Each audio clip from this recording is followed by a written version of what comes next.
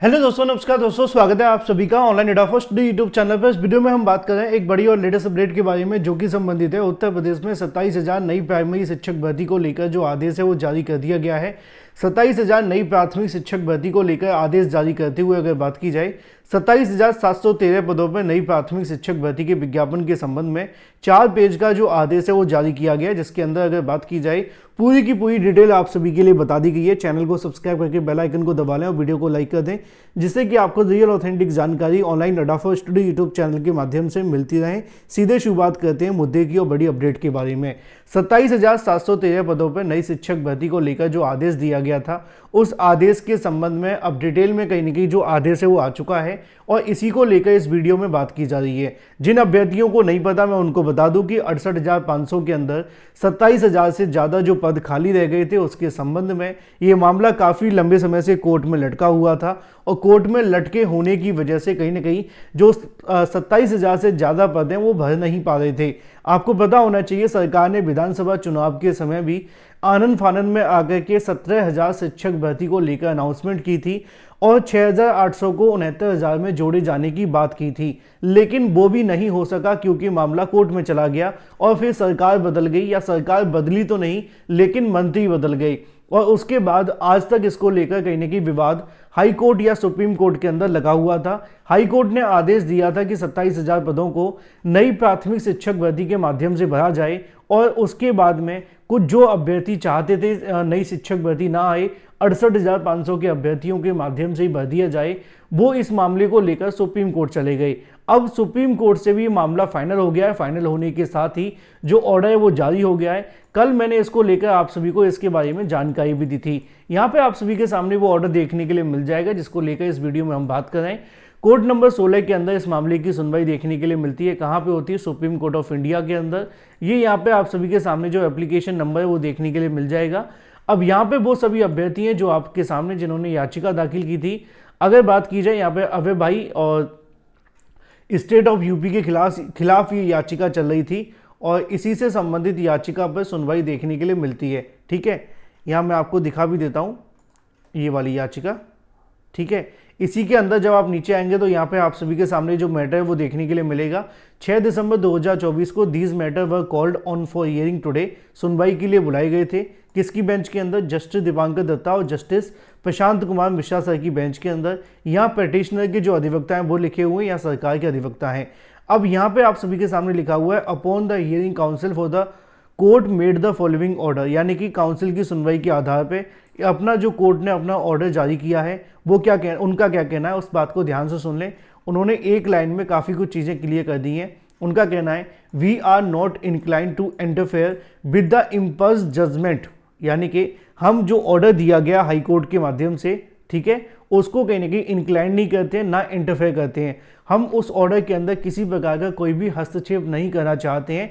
The special leave petitioner are dismiss pending application also dismiss, यानी कि कोई भी अगर याचिका इससे संबंधित लगी हुई है तो उन तमाम याचिकाओं को वो खारिज कर देते हैं।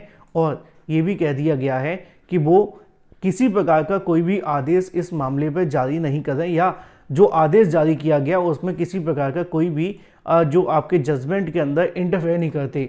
अब आपको पता होना चाहिए कि जो जजमेंट है, ये वाला जजमेंट जो है वो जजमेंट क्या है? वो जजमेंट है हाई कोर्ट के माध्यम से दिया गया आदेश। ये आपके सामने वो आदेश है जो हाई कोर्ट के माध्यम से दिया गया था। आपको पता होना चाहिए ये जो डिसीजन दिया गया था वो 68,500 शिक्षक भर्ती को लेकर था। अब यहाँ पे जो बातें लिखी है ना, ये वाली जजमेंट वाली, ये सारी बातें इसके अंदर लिखी हुई हैं कि ये जो भी आदेश कोर्ट ने जो भी आदेश दिया है 40 पेज के अंदर, वो पूरे तरीके से मान्य हो गया है, क्योंकि सुप्रीम कोर्ट ऑफ इंडिया का कहना है कि हम किसी प्रकार का कोई भी हस्तक्षेप इस मामले में नहीं करते हैं। अब इस आदेश के अंदर क्या दिया गया है वो आपको पता होना चाहिए। स्टार्टिंग के जो पेज है उस पर बताया गया कि उत्तर प्रदेश के अंदर 1,37,000 शिक्षा मित्रों को कहीं ना कहीं सहायक अध्यापक बनाया गया था और उसके बाद में सरकार ने इनको नियुक्ति तो दे दी, लेकिन सुप्रीम कोर्ट ऑफ इंडिया ने इनको बाहर कर दिया, ये कहते हुए क्योंकि ये सहायक अध्यापक के पद के लिए एलिजिबल नहीं है। बाद में क्या हुआ? बाद में 2 भर्ती निकाली गई, एक 68,500, एक 69,000 शिक्षक भर्ती, जैसा कि यहाँ लिखा हुआ है। मैं पढ़ के इसलिए नहीं बताऊँ क्योंकि जब आदेश आया था तब मैं इस आदेश के बारे में आपको सारी जानकारी दे चुका था। ठीक है, बाद में क्या होता है, बाद में इस मामले को लेकर सुनवाइयाँ चलती हैं, क्योंकि सरकार के माध्यम से 68,500 में कट ऑफ लगा दिया गया था, 30-33 कट ऑफ लगाया गया। बाद में सरकार ने इसको बदल दिया, क्या कहते हुए कि वो योग्य अभ्यर्थियों को शिक्षक बनाना चाहते हैं, तो 40-45 कर दिया। जब कट ऑफ 40-45 हुआ तो लगभग यहाँ 41,000 के समथिंग सीटें भर गई, बाकी की सीटें खाली चलेगी। कितनी? 27,000 के समथिंग सीटें खाली चली गई। वही यहाँ पे लिखा हुआ है, जैसा कि आप यहाँ देख पा रहे हैं। ये पूरा का पूरा आउटकम बता रहा हूँ मैं आपको, जिससे कि मुझे आपको पढ़ करके बताने की आवश्यकता ना पड़े और आपका भी समय बचे और मेरा भी। इसी को लेकर उनका कहना है कि जब इस मामले को लेकर सुनवाइयाँ चली तो सुनवाई के बाद में क्या होता है, सिंगल बेंच के माध्यम से 30-33 की मांग को इनकार कर दिया गया। लेकिन जब ये मामला डबल बेंच में गया तो डबल बेंच में जाने के बाद इस मांग को कंसीडर नहीं किया गया और वहाँ पे भी इसको बाहर कर दिया गया। अब जब डबल बेंच में गया तो डबल बेंच ने क्या आदेश दिया, क्योंकि डबल बेंच के आदेश को सुप्रीम कोर्ट ऑफ इंडिया ने क्या कर दिया है, मान्य कर दिया है। यहाँ लिखा हुआ है सुप्रीम कोर्ट ने इस आदेश को किसी प्रकार का इंटरफेयर करने से इनकार कर दिया, यानी कि अब ये आदेश पूरे तरीके से लागू है। अब इस आदेश में क्या कहा गया, वो सबसे महत्वपूर्ण चीज़ है, वो आप सभी के सामने देखने के लिए मिलता है कि यहाँ पे जो सरकार है उसको आदेशित दिया जाता है कि अगर किसी प्रकार का कोई भी रिलैक्सेशन या मैक्सिमम एज के अंदर देना चाहते हैं, अगर ऐसा कोई नियम है तो स्टेट गवर्नमेंट इस बात को कंसीडर कर सकती है कि उनको कहीं ना कहीं जो राहत है वो दे दी जाए। यानी कि उनको 30-33 बालों की बात की जा रही है कि अगर वो चाहें तो इनको किसी प्रकार का कोई आदेश के आधार पे, अपने रूल के आधार पे इनको मैक्सिमम एज रिलैक्सेशन वगैरह दे सकते हैं, जिससे कि किसी प्रकार की कोई दिक्कत ना हो। There is another aspect matter which is require our consideration. एक और मैटर है जो हमें ध्यान में आता है 68,500 वैकेंसीज को लेकर, which qualifying examination was held. 41,556 candidate were qualified who may have appeared in subsequent recruitment process initiated by advertisement number 20/8/2018। उनका कहना है कि 20/8/2018 को जो नोटिफिकेशन निकाला गया था जिसके अंदर 68,500 पद थे, लेकिन 41,556 पद भरे गए थे।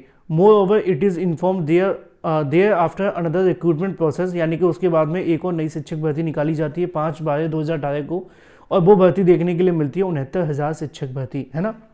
लेकिन 69,000 शिक्षक भर्ती में 27,713 पदों को इंक्लूड नहीं किया गया था। Post against which is qualify examination ATI 2018 was held and which are subject to matter of these appeal be ask the learned counsel board and state. यानी कि हम यहाँ पे आदेशित करना चाहते हैं लर्न काउंसिल यानी कि जो सरकार है, ठीक है, बोर्ड यानी कि जो भर्ती आयोग है, या state government.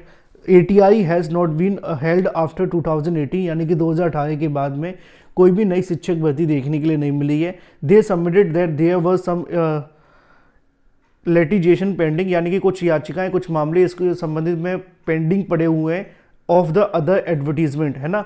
We see no justification for not holding ATI after 2018।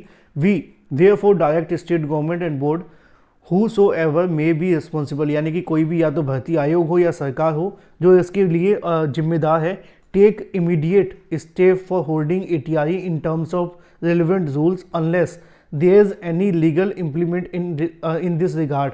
We further direct that there is no legal impediment pending. The said examination should be held earliest. The decision with the regard of holding of ATI shall be taken within the period of 2 month, यानी कि 60 days के अंदर अगर कोई मामला pending नहीं है तो यहाँ पे शिक्षक भर्ती संबंधित जो विज्ञापन है वो निकाल दिया जाए, और यहाँ पे जो रिलैक्सेशन है वो दिया जा सकता है जो भी 30-33 से संबंधित मामले को लेकर थे।